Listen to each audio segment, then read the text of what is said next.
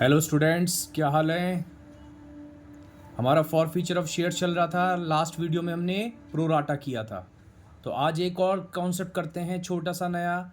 धीरे धीरे ये बस चैप्टर अंतिम सांसें ले रहा है, अब ख़त्म होने वाला है। ठीक है ना। चलिए तो देखते हैं आज के क्वेश्चन में क्या नया दिखने वाला है। तो एक छोटा सा क्वेश्चन फिर से ड्राफ्ट कर रखा है आपके लिए। फॉरफिटेड शेयर्स ऑफ ए के हमने शेयर्स फॉरफिट करे हैं 100। क्यों करे हैं? Non payment of final call 2 रुपये, उसने फाइनल कॉल के 2 रुपये नहीं दिए, इसलिए उसके शेयर्स फॉरफिट करे हैं। अच्छी बात है। इसी तरीके से बी के भी शेयर्स फॉरफिट करे हैं। कितने? 200 करे हैं। क्यों करे हैं? क्योंकि उसने फर्स्ट कॉल के 3 रुपये नहीं दिए, non payment of first call 3 रुपये, और फाइनल कॉल नहीं दी। अब देखो, मैंने यहाँ पर फाइनल कॉल की अमाउंट नहीं दे रखी है, तो क्या दिक्कत है? ऊपर तो बता ही रखी थी ना, फाइनल कॉल 2 रुपये की है। तो बी ने फर्स्ट कॉल नहीं दी और फाइनल कॉल नहीं दी। फिर कह रहे हैं री इशू करे गए हैं 150 शेयर्स। ठीक है, टोटल 150 शेयर्स 9 रुपये के रेट पर री इशू करे गए हैं। बोले जर्नल बनाओ।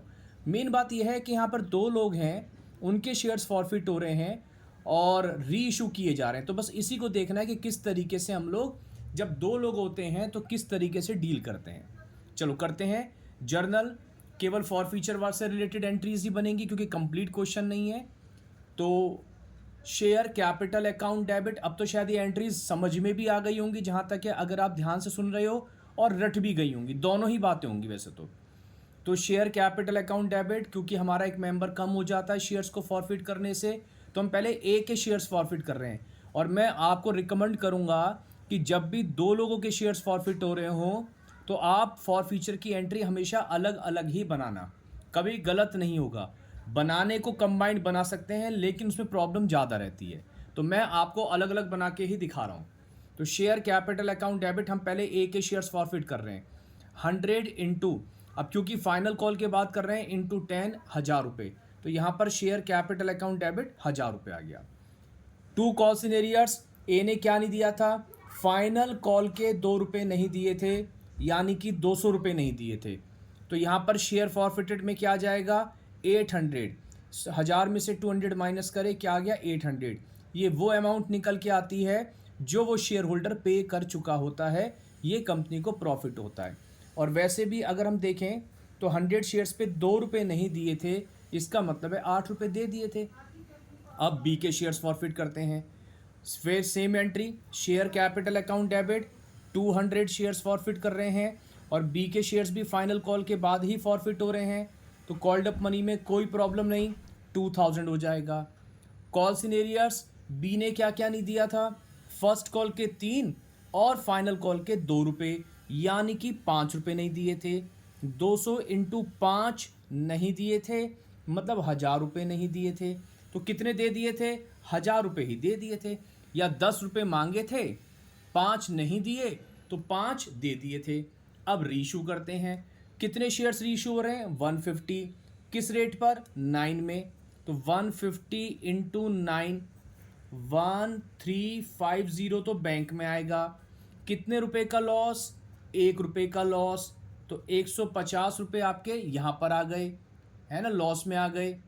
उसके बाद हमारा एक मेंबर इंक्रीज हो गया, और मेंबर के इंक्रीज होने से कैपिटल भी इंक्रीज हो गई, और जब कैपिटल इंक्रीज होती है तो कैपिटल को क्रेडिट करते हैं, और ये टोटल आ गया आपका 1500। क्लियर है यहाँ तक? तो कोई कंफ्यूजन नहीं। बस फिलहाल 2 लोग थे तो दोनों की फॉर फ्यूचर की एंट्री अलग अलग बना ली, लेकिन नया कुछ ऐसा खास था नहीं। आगे देखो, अब जो इस क्वेश्चन में इंपॉर्टेंट है, जिसके लिए मैंने ये क्वेश्चन उठाया था, अब है इसमें share forfeited account debit to capital reserve कैसे निकालेंगे। एक छोटा सा वर्किंग नोट आप देखो, मैंने पहले लिखा ए और बी 2 शेयर होल्डर थे, नाम ना दे रखे हो तो शेयर होल्डर 1 शेयर होल्डर 2 भी लिख सकते हैं, है ना। फॉरफिटेड शेयर्स ए के 100 थे ना, और बी के कितने थे? 200। टोटल कितने थे? 300। और रीशूड शेयर्स कितने थे? 150, ये दे रखा था। अब ये नहीं बताया कि इस 150 में कितने ए के और कितने बी के। जब कुछ नहीं बताएगा, ध्यान रखना, हमेशा पहले वाले के आप पूरे मानोगे कि 100 शेयर थे तो इसी के 100 इशू करे गए होंगे, और इसके कितने होंगे? फिर बाकी होंगे 50 शेयर्स। अब कैपिटल रिजर्व निकालते हैं ए के लिए। देखो कैपिटल रिजर्व निकालने का तरीका, ये मैंने कई बार बोला है आपको, एक नंबर में भी पूछते हैं तो पूरा क्वेश्चन सॉल्व करने की ज़रूरत नहीं होती है, ये डायरेक्ट भी निकाला जा सकता है। तो इसमें क्या लिखते हैं हमेशा, पहले मैं ए के लिए निकाल रहा हूँ, तो जितना पैसा ए दे चुका था, और ये कहाँ से पता पड़ता है, फॉर फ्यूचर वाली एंट्री से। ये रही ए की फॉर फ्यूचर वाली एंट्री, कितने दे चुका था, 800 रुपये, कितने शेयर्स पे, 100 रुपये पे, सॉरी 100 शेयर पे। तो एक शेयर पे कितने दे दिए, 8। यहाँ से भी नज़र आ रहा है 10 में से 2 नहीं दिए थे तो 8 दे दिए थे। तो हमेशा पहले यहाँ पर लिखो जो वो दे चुका होता है, और ये फॉर फ्यूचर वाली एंट्री से पता पड़ जाता है। फिर रीइशू वाली एंट्री से आप देखो नुकसान कितना हो रहा था, एक शेयर पे 1 रुपये का हो रहा था ना, 9 में बेचे थे तो 1 रुपये का नुकसान था। तो इसमें से आप नुकसान को माइनस कर लो, तो आपको ये पता पड़ जाएगा कि रीइशू करने के बाद हमारे को एक शेयर पे कितने का प्रॉफिट बच रहा है।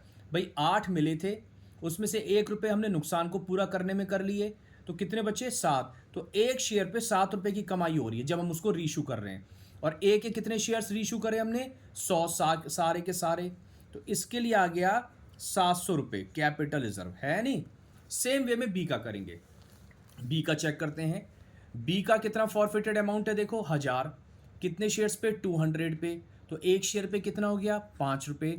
यहाँ से भी दिख रहा है 10 थे, 5 नहीं दिए तो 5 दे दिए, तो जो दे दिए वो यहाँ पर लिखोगे, ये प्रॉफिट मान के चलते हैं। नुकसान वो तो 1 रुपये का ही हो रहा है, 4 रुपये एक शेयर पे हमें फ़ायदा हो रहा है रीइशू करने में।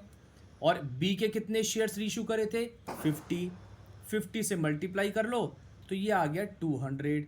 तो टोटल जो कैपिटल रिजर्व आ जाएगा वो कितना आ जाएगा, 900। और ये वाली अमाउंट यहाँ पर कैपिटल रिजर्व वाली एंट्री में फिल कर देंगे। तो आई होप आपको समझ में आ गया होगा। अगर 2 लोग होते हैं तो उनको कैसे डील करना होता है, समझ में आए तो प्लीज़ सब्सक्राइब कीजिए, शेयर कीजिए, कमेंट कीजिए, लाइक तो कर ही दिया कीजिए। मिलते हैं नेक्स्ट वीडियो में, थैंक यू।